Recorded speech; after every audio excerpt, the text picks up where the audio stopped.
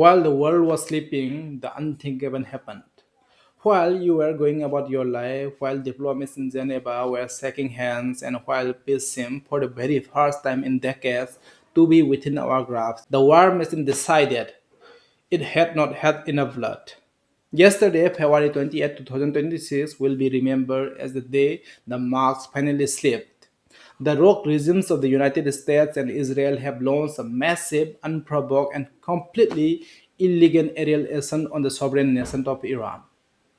This is not a special military operation. This is not a preemptive defense. This is an act of naked criminal aggression. They will tell you it is about nuclear weapons. They will tell you it is about bringing democracy. They will tell you it is about regional stability. They are lying. This isn't about weapon of mass destruction. We have heard that story before in Iraq and we know how it ends. This is about control. This is about oil. And most importantly, this is a desperate attempt to bury a truth so dark that only a world war could distract from it. Today, we are calling this conflict what it really is: Operation Epstein File Protection. The promises have been broken, the treaties have been burned, and as of this morning, the Middle East is officially on fire. Let's look at the facts they don't want you to see on the mainstream news. Just hours before the first Tomahawk missiles crossed the Iranian border, a window of peace was wide open. Omani Foreign Minister Badr bin Hamad al Busaidi, one of the most respected mediators in the region, officially confirmed that the third round of nuclear negotiations in Geneva had achieved what he described as major, important, and unprecedented progress. Think about that. Iran was at the table. They were moving toward an honorable agreement to settle the nuclear issue once and for all. They were ready to give up their nuclear ambitions in exchange for stability and the lifting of genocidal sanctions. The world was finally breathing a sign of relief. But peace is bad for business. Peace doesn't sell missiles. Peace doesn't allow for the total control of Strait of Hormuz. Instead of a signature on peace treaty, the US and Israel sent waves of F-35. This wasn't a failure of diplomacy. It was a deliberate, calculated assassination of diplomacy. They didn't want Iran to give up the program. They wanted a reason to destroy the nation. The Pentagon, in its usual thirst for cinematic branding, is calling this Operation Epic Fury. Israel is calling it Lion's Roar. We call it a war crime. This was not a precision strike on military outposts. They didn't just target silos or radar installation. They bombed the very heart of Tehran. They targeted the presidential office. They targeted the residential quarters of the leadership. They bombed a girls' elementary school and killed 125 school girls. This was a clear, undeniable attempt to decapitate a sovereign government in the middle of the night. And who is at the helm? Donald Trump, the man who stood on stages across America promising to end the forever war. The man who told his voter he would bring the boy home and stop wasting trillions in the sands of the Middle East. He lied. He lied to his base, he lied to the world, and now he is doing the bidding of the same military industrial complex and the same Zionist lobby he claimed to oppose. He has launched the largest combat operation of decade. Not because America was under threat, but because he has become the ultimate puppet of the deep state he was vowed to destroy. And now, the news that has sent shockwaves through the heart of the Ummah, the martyrdom of Ayatollah Ali Khamenei. The Western media is currently celebrating. They are showing maps of Tehran and talking about the end of an era. They think that by killing a leader, they can kill a movement. They believe that by striking the head, the body will simply wither away. They could not be more wrong. Look at the streets of Tehran right now. Look at Isfahan, Mashhad, and Tabriz. The Iranian people have not gone home in fear. They have not surrendered.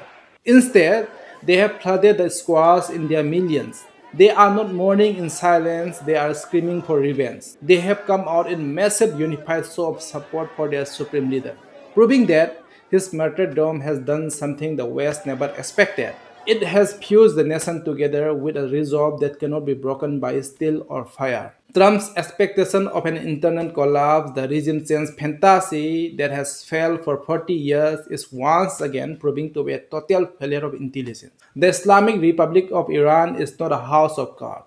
It is built on a deep, resilient hierarchy of faith and resistance. One leader falls and 10 more, each more hardened and more radicalized by this very aggression, rise to take his place. This is not the end of the region, it is the beginning of a war that the West is not prepared to finish. Iran did not sit back and wait for the second wave. Within 2 hours of the initial strikes, the IRGC launched the Operation Truthful Promise 4. This is not terrorism, this is the fundamental God given right to self defense. As we speak, the sky over the Persian Gulf is glowing. Four major American bases have been struck with devastating precision. The US Fifth Fleet Naval Headquarters in Bahrain, the nerve center of American naval power in the region, has been hit. Bases in Qatar, Kuwait, and UAE are currently on fire. And it didn't stop at the base. Multiple cities in Israel, including Tel Aviv, are currently under sirens. The Iron Dome, which the West prizes as impenetrable, is being overwhelmed by a swarm of hypersonic and ballistic missiles. Iran has proven in a single night that Western supremacy is nothing more than a paper tiger. If you strike their home, your bases across the entire region become nothing more than a sitting ducks. Now, let's talk about the neighbors. Let's talk about the brotherly nation of Jordan, the UAE, and Saudi Arabia. Reports are coming in of Iranian strikes on target within Dubai and logistic hubs in Saudi Arabia. To the Western media, this is escalation. To anyone with a brain, it is accountability. For years, this nation have played a double game. They speak of Islamic solidarity while hosting the very American bases and the very intelligent assets used to bomb fellow Muslims. They allowed their soil to be used as a launchpad for the murder of an Iranian leader. They opened their airspace to the F-35 that turned Tehran into a battlefield. You cannot house the force and then act surprised when the shepherd come to your door. Their hypocrisy is now being written in the smoke rising over their own luxury skylines. Iran has made it clear. There are no bystanders in this war. If you facilitate the aggressor, you are the aggressor. While the West cheers for the death of Khamenei, rumors are swirling from sources on the ground about the fate of the architect of this entire catastrophe. There are unconfirmed but persistent reports that Benjamin Netanyahu has been killed in the retaliatory strike on the Israeli Security Cabinet's bunker. If these reports are confirmed, the world has just witnessed the ultimate eye for an eye. The man who spent 3 decades pushing for the total destruction of the Iranian people, the man who manipulated American presidents like peace on chessboard, may have finally made his in the very chaos he manufactured. Whether he is dead or simply hiding in a hole, the message to the Zionist entity is clear. You are no longer untouchable. The days of bombing with impunity are over. You have to ask yourself, why now? Why, when Iran was finally ready to sign a peace deal, did the US decide to set the world on fire? It is not about the nuclear centrifuge. It is about the Epstein files. For months, the pressure has been mounting. The names of the elites, the politicians, and the billionaires, and the royals who participate in the most disgusting crimes imaginable were being about to made public. The legal walls were closing in on the establishment in Washington and Tel Aviv. They needed a distraction. They needed a national emergency so massive that the media would never speak of those files again. They needed a war to justify censorship, to justify martial law, and to bury the scandals that would have brought down their entire Western political class. They are willing to sacrifice your sons and daughters. They are willing to burn the entire Middle East just to protect their own reputations. Operation Epstein File Protection is the real name of this war. But this isn't just a Middle Eastern problem. This is your problem. As of this afternoon, crude oil prices have already smashed past $100 a barrel, and analysts are predicting it will hit 150 within the next week. The Strait of Hormuz is effectively closed. Every person watching this, whether you are in London, New York, or Delhi, will pay for this illegal war. You will pay for it at the gas pump. You will pay for it when your grocery bills double.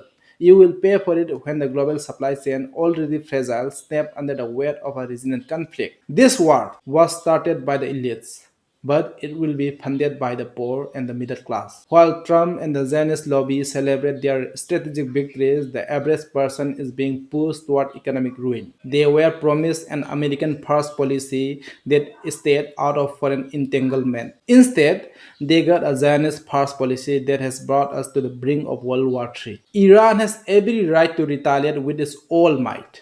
Every nation that is attacked in its own capital, whose leaders are assassinated while seeking peace, has the moral and legal obligation to strike back. The West has spent decades poking the lion, thinking it would never bite. While the lion is bitten, the Western lies are being exposed. They talk about international law only when it suits them. They talk about human rights while they bomb hospitals and presidential office. They are the true rock regimes.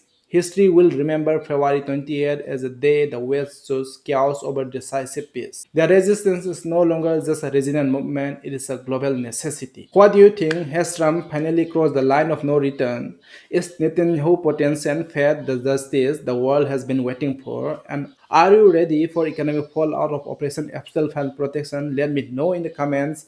Stand with the truth, stand with the resistance, because the world they are building is one where only the liars survive. Thank you for watching.